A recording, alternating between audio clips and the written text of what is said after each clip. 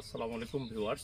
আজকে নতুন একটি জায়গায় আপনাদেরকে প্রেজেন্ট করব একটি নতুন লোড বেয়ারিং ওয়াল স্ট্রাকচার। সেটি হচ্ছে মতলব উপজেলা।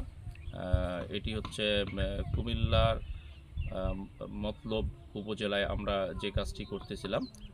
এটি হচ্ছে চাঁদপুর জেলা সদরের মধ্যে পড়ছে, চাঁদপুর জেলার মতলব উপজেলায়। এই যে দেখুন, এই যে স্ট্রাকচারটি নির্মাণ করা হচ্ছে, এটি একটি লোড বেয়ারিং ওয়াল স্ট্রাকচার। এই যে দেখুন, এখন আজকে যে কাজটি করা হচ্ছে, বন্ড বিমের কাজ করা হচ্ছে। এটি একটি স্ট্রাকচারের খুবই গুরুত্বপূর্ণ স্টেপ, খুবই ভেরি ইম্পর্ট্যান্ট স্টেপ। এটি হচ্ছে স্ট্রাকচারাল ব্যান্ড। দেখুন, এই যে আরসিসি ব্যান্ডগুলোকে ঠিক এভাবে ব্যবহার করতে হয় এই স্ট্রাকচারগুলোতে। এটিকে বন্ড বিমও বলা হয়। এটি হচ্ছে আরসিসি ব্যান্ড বা বন্ড বিমও আপনারা বলতে পারেন। দেখুন, এই বন্ড বিমের জন্য স্পেশালি এই ব্লকগুলো আলাদাভাবে আমরা ইসিপি কংক্রিট প্রতিষ্ঠান এটি তৈরি করছেন আলাদাভাবে এই ব্লকগুলো, যার কারণে এই বন্ড বিমের স্ট্রেংথগুলো বহুগুণ বেড়ে যাচ্ছে, বহুগুণ বেড়ে যায়। এই বন্ড বিমের ব্লকগুলো ব্যবহার করাটা খুবই ইম্পর্টেন্ট।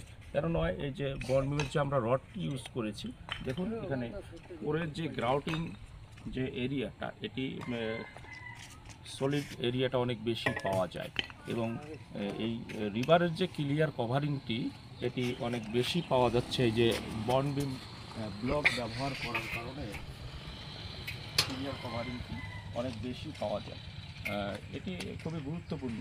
এই বন্ড বিমের মধ্যে যখন আপনারা বন্ড বিমের কাজ করবেন, দেখা যায় যে কোথায় এল মাটাম করতে হবে, কোথায় যেমন হচ্ছে হুকগুলো ইউজ করতে হবে। This is very important that's structure. আপনারা এগুলো খুবই খেয়াল করবেন। তার কারণ দেখুন, এখানে যেমন এল করে দেয়া আছে, তো এটি এই জায়গা দুটি খুবই ইম্পর্টেন্ট বিষয়। স্ট্রাকচারাল যেমন এদিকে হুকগুলো করা থাকে, এই যে দেখুন, এই যে এটিকে হুক করে আপনার আউটার যে রিভারটি আছে এবং ইনার রিভারের মধ্যে এটি হুক করে কানেক্টিং করে দেয়া আছে। এটি খুবই ইম্পর্টেন্ট একটি বিষয়। এগুলো যদি আপনারা প্রপারলি মেনটেন না করেন, তো সেক্ষেত্রে দেখা যাবে যে আপনার স্ট্রাকচারের যে কোনো ধরনের প্রবলেম হতে পারে। আপনার এগুলো খুবই ইম্পর্টেন্ট, আপনারা খেয়াল রাখবেন এই বিষয়গুলো। এটি দেখুন, আবার হুকগুলো করা আছে।